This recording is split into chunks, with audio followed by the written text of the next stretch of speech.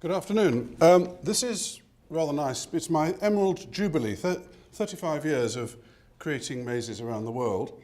And one of the joys is, Mary and I now have a total of 6 children, 6 grandchildren, and one couple who've gone off to Africa and are probably going to add to that number quite soon.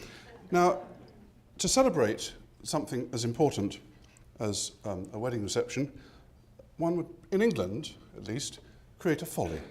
And this is a folly in my garden of a tower. As soon as a folly has a purpose, it cannot be called a folly. A folly is only a folly as long as it is absolutely useless. And this is so far terrifyingly close to being useful. So at the moment it's still a folly. Anyway, I'm now going to do 4 films. They last, I've got 12 minutes, they're going to last 11 3/4. So if you interrupt me, this will go on even longer. But unfortunately I'm going to talk over them. And if I'm clever, here we go. We want to know what's new in mazes. Some of this may be familiar, but this is essentially showing a wide range of different forms of mazes as a form of art form. Quite beautiful, also working as mazes, as puzzles. This is a combination in Roxbury, Connecticut. It's in memory of a young man who died, and we have a tree of life at the centre, made out of mosaic using the mitre tiling system that Ed Pegg and I developed and presented about 8 years ago.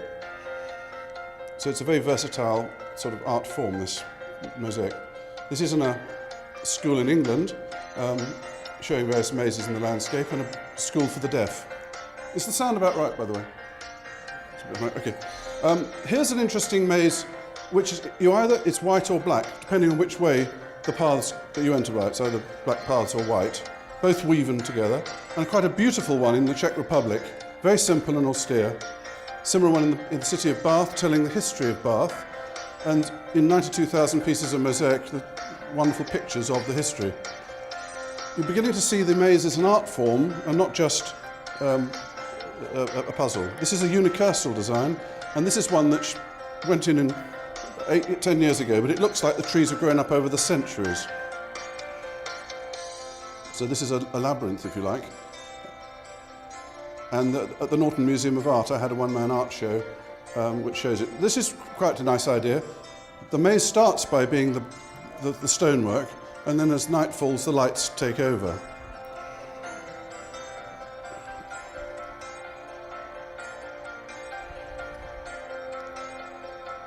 Mazes can have arbours to make them gorgeous and beautiful. For the Queen's Jubilee, we had the Royal Lion and the Unicorn as gates, and we changed the gates to change the design of the maze. If you're keen on cricket, you can have a maze made out of cricket. This one is a 24-foot high mosaic using the mitre tiling system in a science centre, in a stairwell, from the astronomic to the human scale, right down to the microscopic, portrayed in mosaic. And there are no fault lines in the design anywhere at all. In the 1984, we had the Queen come and open the International Garden Festival, the Beatles Maze, and this is now the world record for the only maze which is over 600 feet high, from the bottom to the top of the Maze Tower in Dubai.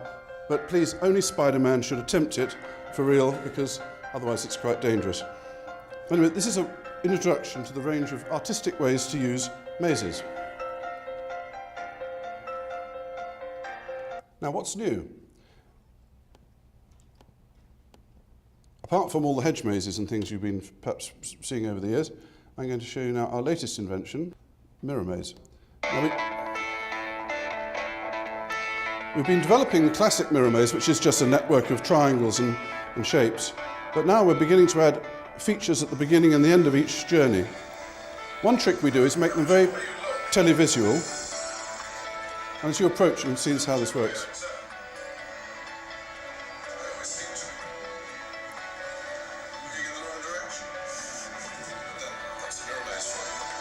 So that helps really using the television to promote the attraction. This is a Mayan temple project in Spain. I'm here at Port Aventura in northern Spain, and this is the location of a new mirror maze. So let's go have a look inside. Now, we're now beginning to put introductory chambers before the main mirror maze, and further finales afterwards to make a complete attraction of it. So we enter the temple and start to assimilate our particular adventure.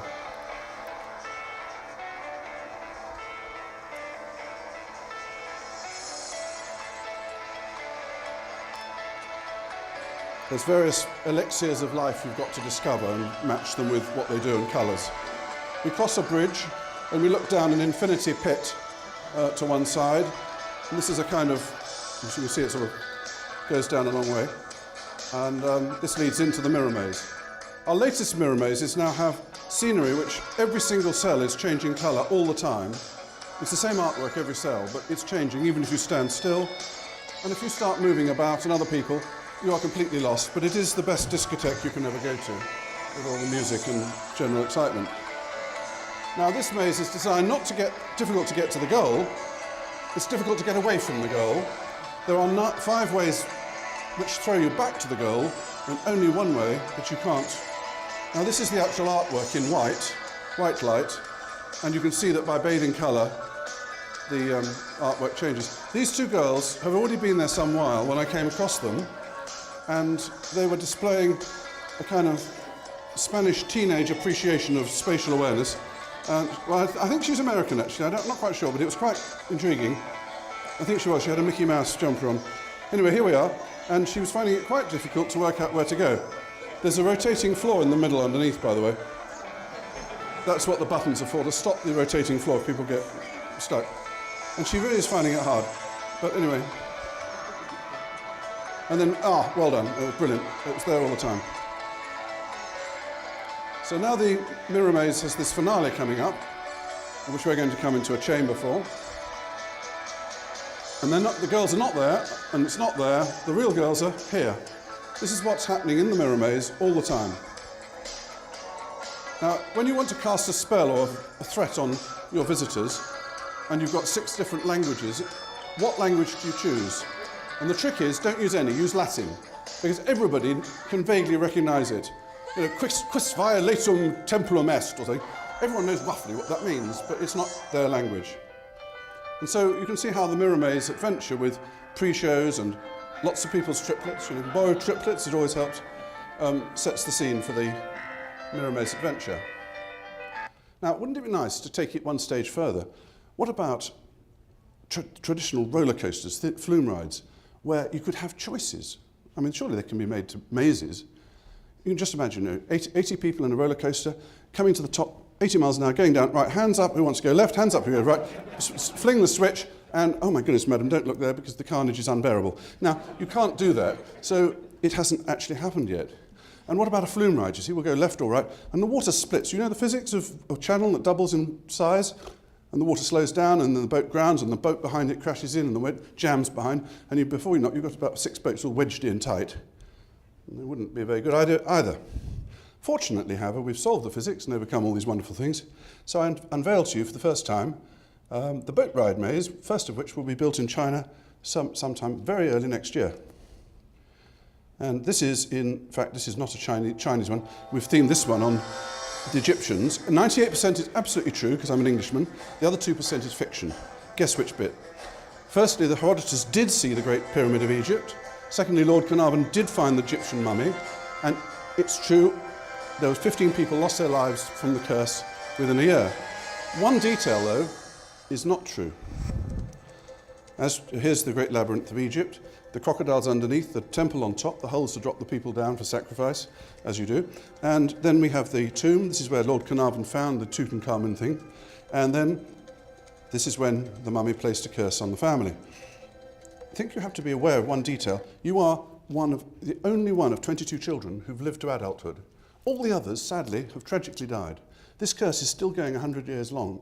So you've come to break the curse. It's important you do. And we warn you in the temple, please remember that in certain cultures, if you take a photograph, you steal someone's spirit. So in deference to the monument, this is not an attraction, this is a monument. In deference to the monument, please will you absolutely ensure that if you bring any camera equipment photographic, take it out of the temple afterwards. Don't leave it behind, please. And we go on about that a little bit, and you think, well, hang on, there's a reason. So, here we are now in the temple, and we need to get into the temple first, so we cross a lake of sacred crocodiles in our boat, and we score points for going left or right. And the great thing is the family is sitting in the boat, 4 steering wheels, goes ding, ding, ding, ding, and suddenly you're steering, shall we go left? Yes. And then you're ding, ding, someone else, and they steer, and you have to try and persuade them. And if they listen to you, that's great. And if they won't listen to you, you get a lovely bit of family vision, sort of friction and vigorous debate. And that's really the appeal of this, is the fun of talking about things and not having your own way and sharing the decisions. So that's the essence of it, the family experience. And once you've crossed the Lake of Crocodiles, we then have to go ashore and find the mummy's tomb. And while you're in the boat and you've chosen your way, and wondrous things happen on the pyramid. You come ashore, there's a stone labyrinth in the way, and then you find the mummy's tomb.